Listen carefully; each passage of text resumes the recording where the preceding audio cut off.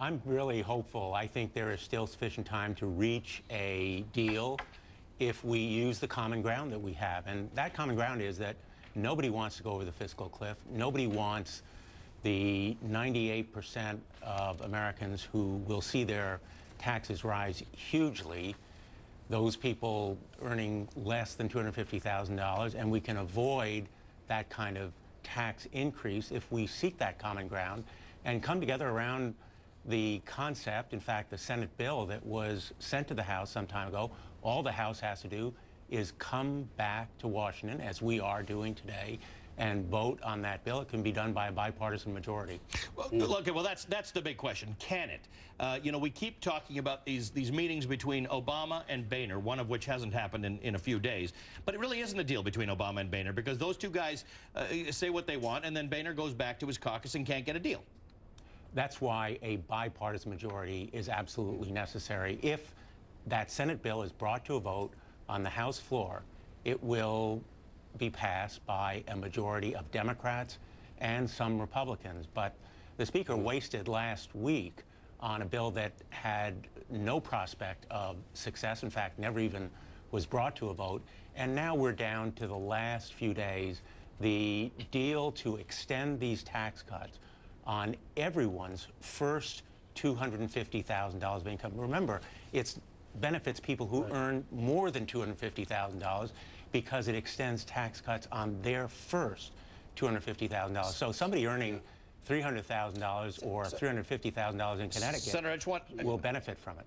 I always want Ron Brownstein to ask a question. Senator, let me play devil's advocate here and ask you. When those tax cuts were originally passed in 2001, virtually every Democrat in the House and Senate voted against them. Why do you think it is appropriate to permanently extend the Bush tax cuts for for families under $250,000 in the long run? Do you believe, at a time when the number of seniors is going to double over the next 30 years, with all the budget pressures that implies, that the government can be funded by making the Bush tax cuts permanent on people making $250,000 or less? Key question. The answer is we're in an economy now that is fragile, still recovering, all too slowly.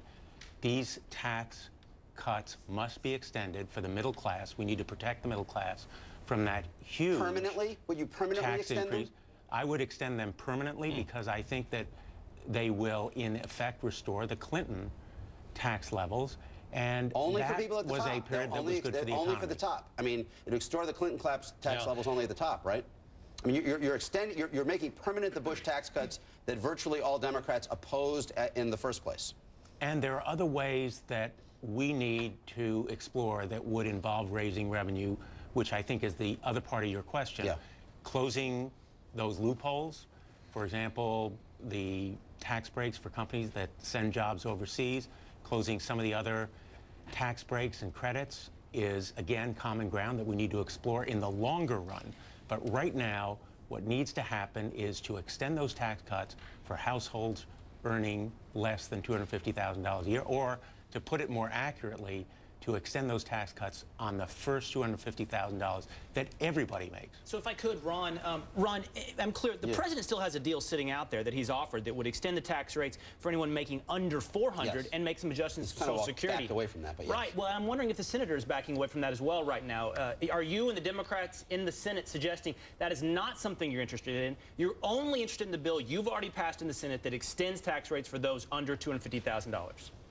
I'm not going to speculate on what all the parameters and permutations and other kinds of details might be on a deal that we haven't even seen yet. Right now, what we know for sure is this fiscal cliff can be avoided. Everybody wants to avoid it by extending those tax cuts on the first $250,000 that every household makes. That's the Senate bill with a couple additional benefits that's before the House of Representatives.